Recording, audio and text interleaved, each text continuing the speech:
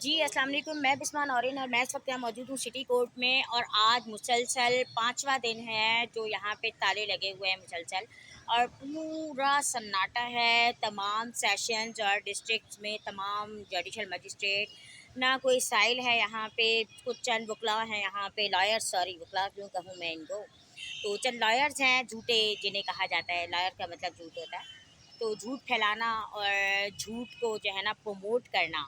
तो इनकी जो एसोसिएशंस हैं, जिनमें कराची बार भी है और जो है ना सिंध बार भी है और जो है ना हाई कोर्ट बार भी है, तो ये जितनी भी एसोसिएशंस हैं वो क्रिमिनल लॉयर्स को सपोर्ट करती हैं। मतलब आप खुले लफ्ज़ों में कह सकते हैं कि दहशतगर्द अनासर की सहूलत कार है इनकी बार। और इनकी बार में ऐसा कोई फ़ैसला नहीं होता जो किसी क्रिमिनल को सज़ा दिलवा दें, या अपने बल्कि काले कौओं को, अपने जो है ना शरपसंद जो इनके जो है ना क्रिमिनल लॉयर्स होते हैं, उनको ये सज़ाओं से बचाने के लिए दूसरे को जो है ना जालसाजी में फंसा देते हैं।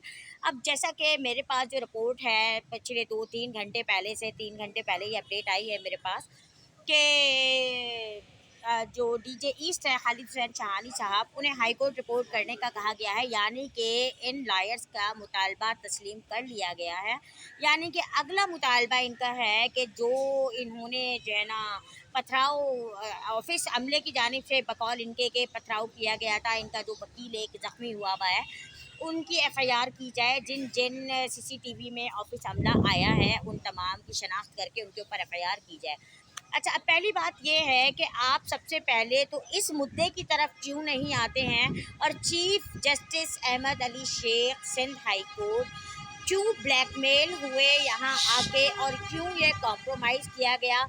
इसका जवाब पब्लिक को, जो कि जिनकी आंखें टिकी हुई थी कि शायद कुछ इंसाफ का जो है ना तकाजा पूरा हो जाए इस बार, तो वो इंसाफ का जो जनाजा chief justice Sindh high court ने निकाला है, उस जनाजे को उठाने के लिए जो कंधे चाहिए, वो कंधे क्या आवाम देगी अपने कंधे, के यहाँ जो जाली वकला हैं और जो क्रिमिनल लॉयर्स हैं, उनसे जो परेशान हाल आवाम है, वो कहाँ अपना सद्देबाब लेके जाएगी।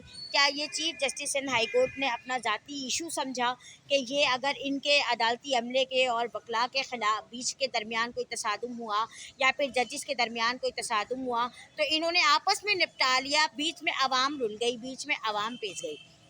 तो बहरहाल डीजे ई शहानी साहब का ट्रांसफ़र मुझे समझ में नहीं आया अभी तक कोई भी, कि जो ट्रांसफ़र, सॉरी, जो रिपोर्ट करने का कहा गया है, किस ग्राउंड पे, किस बुनियाद पे कहा गया है। सबसे पहले तो इसकी इन्वेस्टिगेशन आपने क्यों नहीं कराई, कि इसके बीच में जो तहकीकात सामने आई हैं उन पे आपने इंक्वायरी क्यों नहीं करवाई, और आपने उन लॉयर्स के ख़िलाफ़ एफआईआर का ऑर्डर क्यों नहीं किया जो इस सारे वाक़ये के ज़िम्मेदारान हैं, ज़िम्मेदारान में शामिल हैं।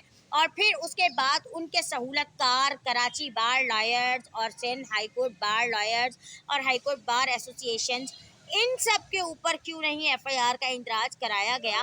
बीच का रास्ता निकालने के लिए आप बीच में आवाम को रुलाते हैं, आवाम को पीस देते हैं। आने वाले साइलिन 5 दिन से परेशान हैं।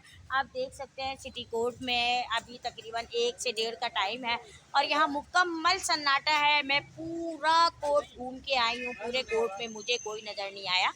तो